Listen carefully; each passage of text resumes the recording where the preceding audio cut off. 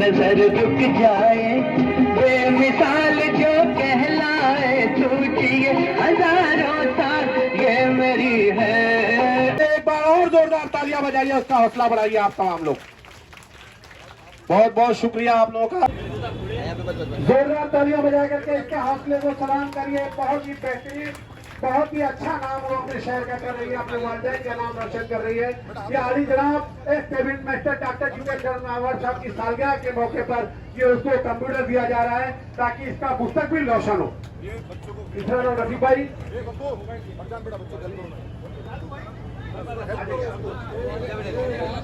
बहुत ही मेहनत करके, बहुत ही लगन के साथ, बहुत ही मेहनत के साथ इनके वालिदैन ने बहुत ही मेहनत और शक्ल करके इनको तालीम दी है। मैं चाहता हूँ कि जोरदार तालियां बजा दीजिए, आप उस बच्ची के लिए आने दीजिए। बच्ची को हमारे दरमियान इब्राहिम दाऊद साहब भी तशरीफ लाए, हम उनका भी तहजीब से इस्तेमाल करते हैं। एक बार और जोरदार तालियां। देखिए तालियां कमजोर नहीं बननी चाहिए, तालियां ही हौसला है आपका। आपको लगना चाहिए कि आप यहाँ मौजूद है, तालियां बजा करके इस्तेमाल करिए।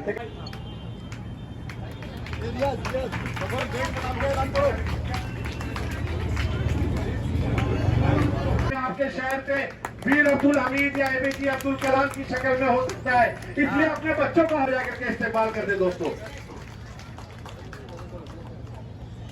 हौसला बुलंद होगा।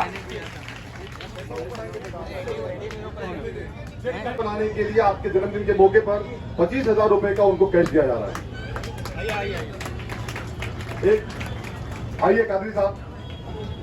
और मैं आपको याद दिलाना चाहता हूं कि कुछ दिनों के पहले वो 15,000 चांदनगर के हलके के अंदर एक टोरेंट का एक हादसा हुआ था। एक बच्चे का, जो बच्चा तकरीबन 11 साल का था, वो बच्चा हमारे बीच से रुखसत हो गया। अल्लाह ताला को प्यारा था बच्चा, उसमें उसका हादसा हुआ टोरेंट के हादसे के अंदर। उसके वालिद साहब फिरोज सलाहुद्दीन साहब यहाँ मौजूद है। आपने बहुत मेहनत किया था, आपने बात करके उनके परिवार को 6 लाख रुपए का मुआवजा दिलाया था। आपने दिया था, दिलाया था आपने, गलत हो जाएगा, आपने खुद दिया था 6 लाख का मुआवजा। लेकिन उनसे हमारा और एक कमिटमेंट था कि उनको एक, उनका काम है हॉकर्स का काम है, वो सब्जी वगैरह का धंधा करते हैं, तो उनकी एक चाह थी कि मेरे कारोबार के लिए कुछ पैसे दिया जाए, कुछ चेक दिया जाए। तो आज आपके जन्मदिन के मौके पर उनको एक 15,000 रुपए कैश दिया जा रहा है साहब। फिरोज भाई को एक 15,000 रुपए कैश, ये वालिद साहब और बच्चे के, जो बच्चे का हादसा हुआ था। आप उस वक्त बाहर थे, आप नहीं आ पाए थे, लेकिन उन तक वो हमारे पहुंच गई थी। वही जब बताओ सर यहाँ पे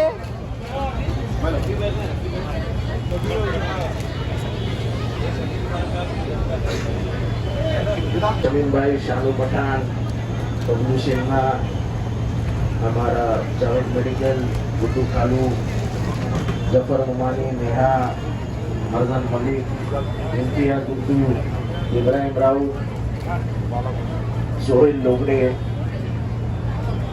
रेहान पित्तलवाला, हमारे गुंजन सेठ, रफीकुल्ला, रिजवान शेख, बेग साहब, सभी मौजूद यहाँ बारह बूटे सब यहाँ पे मौजूद है। बच्चे लोगों के लिए एक अच्छा कार्यक्रम शमीम भाई ने दिया। मैं आज हालांकि बर्थडे मना नहीं रहा हूँ, पर शमीम भाई ने बहुत ज्यादा जिद पकड़ी कि नहीं, आपको आना होगा। मैंने कहा फूल शाल वगैरह में नहीं दूंगा। देश में जो घटनाएं घट रही है उससे अगर मेरे जैसे आदमी को दुख नहीं होगा तो फिर मैं जीने के लायक नहीं। जिस तरीके से मणिपुर में महिलाओं को नंगा करके पुलिस के सामने रेप किया गया है और आज तक उन आरोपियों को अरेस्ट नहीं किया जाता है, ये देश में नहीं चल सकता है। आज वो है, कल हमारी बहन होगी।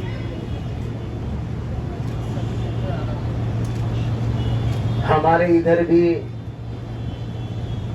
400 लोगों का धर्मांतरण हो गया, ऐसी बात कही गई, किसी ने आवाज नहीं निकाली। पुलिस भी 2 दिन शांत रही। मुझे डर था कि माहौल कहीं बिगड़ न जाए। मैं पुलिस को लगातार इशारे दे रहा था कि भाई तुम सच्चाई बताओ।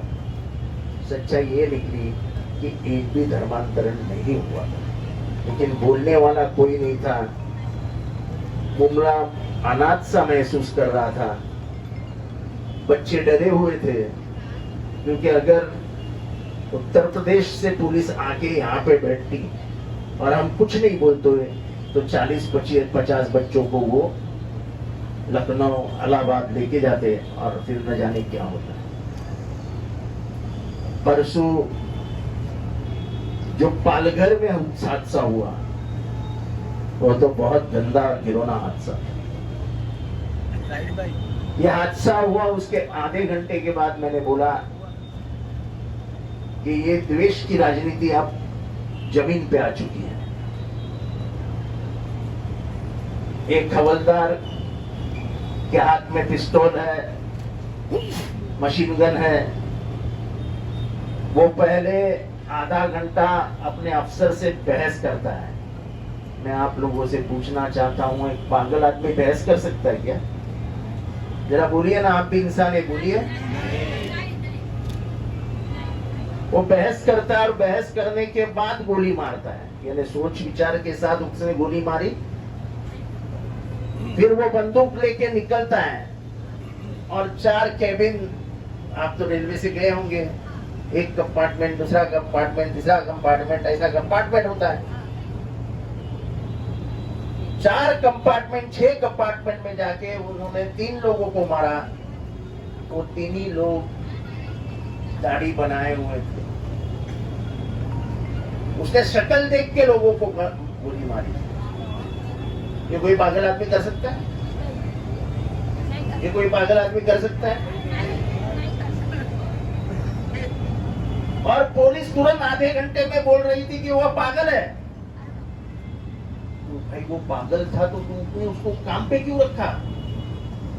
वो पागल था तो उसके हाथ में मशीन गन क्यों दी? और पागल आदमी चुन चुन के लोगों को नहीं मारता है। पागल आदमी मारता है तो एक बार ऐसा घुमा देता है, गोली की बौछार होती है और लोग मर जाते।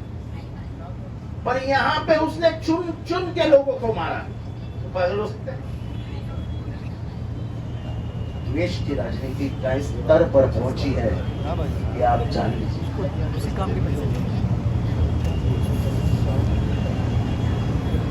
देश में हर तरीके से ये देखा जा रहा है कि हिंदू मुसलमानों को अलग अलग किया जाए, पर गंगा जमनी की तहजीब जो हमारे बीच में मौजूद है वो हमको अलग नहीं होने देगा। हमारा संविधान हमें अलग नहीं होने देगा। अब बेचने के लिए दुकान में कुछ सामान नहीं है तो ये बेचने को निकाला है जो है द्वेष। मुझे खुशी है कि कल राहुल गांधी को न्याय मिला और एक आवाज अब लोकसभा पहुंची। ये सभी को ऐसा खत्म करना चाहते हैं। आपको मालूम है मेरे ऊपर भी कितने केसेस लगाए जा रहे हैं, उससे कोई डरता नहीं। हम कांग्रेसी विचारों के लोग कभी जेल की सलाहों के पीछे जाने से डरते नहीं। हमारे बापजादाओं ने 12-12, 14-14 साल जेल में निकाले। पंडित जवाहरलाल नेहरू 11.5 साल जेल में बैठे थे।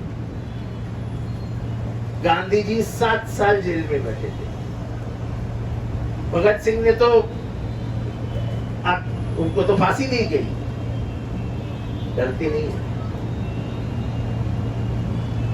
लेकिन अब वक्त आ गया है कि हमको कहीं ना कहीं मजबूत भूमिका लेनी पड़ेगी। जो कर्नाटक में मुसलमानों ने, कर्नाटक में जो चीज हासिल हुई उसमें कहीं ना कहीं अकलियतों का बड़ा,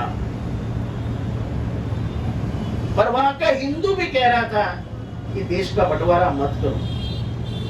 लगातार वहां पे नारे लगाए जा रहे थे बजरंग बली की जय, लेकिन जिस जगह पे उन्होंने बजरंग बली की जय का नारा लगाया उसी जगह के हिंदुओं ने उनको हरा दिया।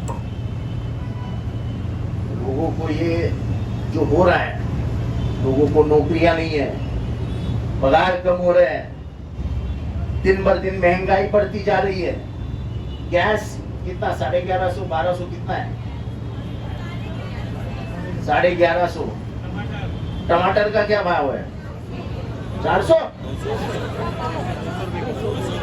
200 रुपये किलो। तो खाली टमाटर सामने रखे और दाल खाने की, यानी टमाटर की खुशबू दाल में आ गई। क्या क्या क्या? अदरक, अदरक कितना हो गया? 200 रुपया। अरे बाप रे। अभी मटन कितना हुआ है? मटन 700 रुपया। इलाई भाई कितना है? 700 रुपया। टोरेंट जब लाया था तब देवेंद्र फडणवीस सत्ता में था। अब एकनाथ शिंदे सत्ते में है। मैं आज उनसे गुजारिश करता हूं, हम लोग हमेशा कहते हैं कि गणतंत्र में लोगों को जो पसंद है वो होना चाहिए। अगर टोरेंट हमारे मुमरा के लोगों को पसंद नहीं तो तुरंत एकनाथ शिंदे ने उसको कैंसिल कर देना चाहिए। क्योंकि जब लाया था तभी भी बीजेपी शिवसेना की सरकार थी और आज भी बीजेपी शिवसेना की ही सरकार है। अन्याय अत्याचार होने नहीं देंगे। टोरेंट में कोई अन्याय अत्याचार हो रहा होगा तो ये है, इनको बताइए क्या हो रहा है। अपन टोरेंट को ताला ही लगाएंगे।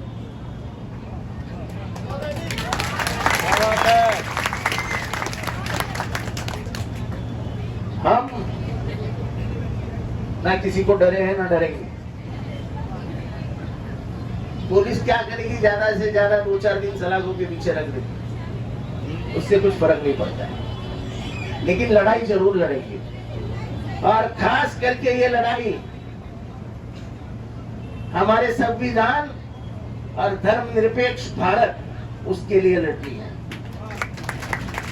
हमारा संविधान जीवंत रहेगा, जिंदा रहेगा तो आप और मैं जिंदा रहेंगे, वरना जिस दिन संविधान टूट गया मान लो कि आपका सब खात्मा हो जाएगा। आज भी मणिपुर जल रहा है, आज भी औरतों को बेनकाब किया जा रहा है, कोई ध्यान देने को तैयार नहीं। हरियाणा में क्या हो रहा है, नूह में क्या हो रहा है, हर जगह पे सिर्फ अकलियतों को घेरा जा रहा है। क्योंकि आने वाले लोकसभा में हालात कुछ बिगड़ते हुए सत्ताधारियों को नजर आ रहे हैं, तो फिर उनका आखिरी हथियार क्या है? तो हिंदू मुसलमानों की लड़ाई। और मुझे लगता है कि मुसलमान भी बहुत होशियार हो गए और हिंदू भी बहुत होशियार हो गए, आपस में लड़ने को वो तैयार नहीं है। वो जानते हैं कि सियासत और राजनीति के लिए हमारा इस्तेमाल हो रहा है। हमारे हाथ में तलवार देके बड़े नेता, तो तुमने सुना है कभी बड़े नेता का कोई बच्चा मरा हुआ? वो तो अपने बंगले में रहते हैं, झुग्गी झोपड़ियों में रहने वाले अपने इधर अंगार लगा लेते हैं और निकलते, चलो निकलो। आने वाले दिनों में कभी भी ये सोचना मत, शांति और अमन की ताकत और शान है। आज हमारे सब रास्ते बन गए हैं, पानी की किल्लत बहुत ज्यादा कम हो गई है। लाइट है लेकिन टोरेंट को सही करना पड़ेगा, हमारे बिल में उसको ध्यान देना पड़ेगा। अब मैं हमारे असेंबली चालू थी, छूट गया हूं, कल से मैं टोरेंट का मामला दबा के ले लूं। और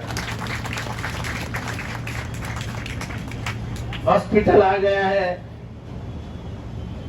लाइब्रेरी आ गई है, शादी खाना आने वाले 1 साल में बन जाएगा। बहुत सारी सुविधाएं हमने ला के रख दी है। बाद में मैं YouTube पे सुनते रहता हूँ मेरे बारे में क्या क्या बोला जाता है। मुझे बहुत हंसी भी आती है। गुमराह वाले पागल है क्या? उनको नहीं मालूम क्या रास्ते किसने बनाए हैं। किसने बनाए रास्ते? किसने बनाए? जरा जोर से बोलो। अगर आवाम को मालूम है तो जरा उनके कान में जाके बोलो एक दिन, अरे भाई दूध उसने ही बनाया सर। क्या क्या है, क्या जरा बोलो जोर से। पब्लिक को मालूम है।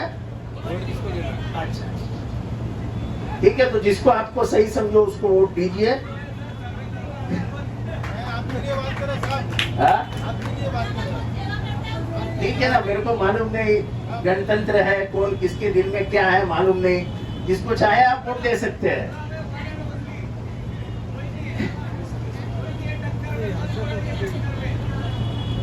चलो नए नए लोग आए हैं, घूम रहे हैं गलियों में, चलो अच्छी बात है, कम से कम उम्र की याद तो आई लोगों को, घूमने दो। आपके दिल में क्या है वो आप कर रहे हैं, मैं आपका दिल नहीं जानता हूं, लेकिन आपके दिल में जो होगा वो होगा। अगर अल्लाह को मंजूर होगा कि जितेंद्र अवार्ड एक काम किया है तो कामयाब हो जाऊंगा। देने वाला इज्जत वो है, लेने वाला इज्जत वो है। अपने को तो ऐसी कर, जो जिम्मेदारी मेरे कंधे पे आई मैंने उसको निभाया।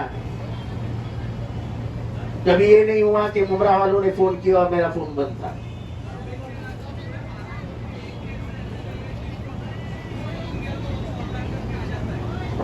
नहीं, मुझे दुख इस बात का है कि जब 400 धर्मांतरण की बात इधर हुई, किसी ने इसके बारे में बात की? जो जयपुर के ट्रेन का हादसा हुआ, किसी ने बात की? हर बात करता कौन है? और मुझे फक्र है कि किसी की हक की लड़ाई लड़ने के लिए मैं मेरे जिंदा रहने को भी, दूसरे का हक जान से बड़ा नहीं, जान जाए लेकिन उसका हक नहीं जाना चाहिए। जिस तरीके से जयपुर ट्रेन में किया गया, ये हादसा इशारा है कि इस देश में अब ट्रेन से चलने के लिए भी मुसलमान डरने लगेंगे। और अगर ये माहौल सुधरा नहीं गया तो ये देश टूटने के कगार पे है। जो मणिपुर में हुआ उसके बाद मेघालय के चीफ मिनिस्टर ने कहा कि तुम सुधर जाओ वरना हमको ये देश छोड़ना पड़ेगा। हमारे बापजादाओं ने ये देश एक रखा और एक रखने के लिए हमारे हाथ में दिया। अगर हम इस देश को एक नहीं रख सके तो उन्होंने अपनी जानें क्यों गंवाई। हमारे स्कूल के बच्चे यहाँ पे हैं म्युनिसिपालिटी के, आने वाले दिनों में म्युनिसिपालिटी के सभी टॉयलेट्स को रिपेयर किया जाएगा, सभी बिल्डिंगों को कलर किया जाएगा। जितना भी काम स्कूल में है सब स्कूल का काम कल परसों से शुरू हो जाएगा। एक नई स्कूल आपके हाथ में दी जाएगी। बाकी मुझे नहीं लगता है रास्ते कहीं पे बाकी है, कहीं बाकी है रास्ते। बाकी सब सुविधाएं तो है आपके पास, कुछ नहीं रहेगी तो इन लोग है करने के लिए और मैं बैठा ही हूँ। आपकी दुआओं में हमेशा याद रखना, अब आपकी दुआओं की ताकत ही मुझे आगे बढ़ाएगी। मैं इतना ही कहूँगा, दुआओं में नाम के साथ याद रखना। खुदा हाफिज।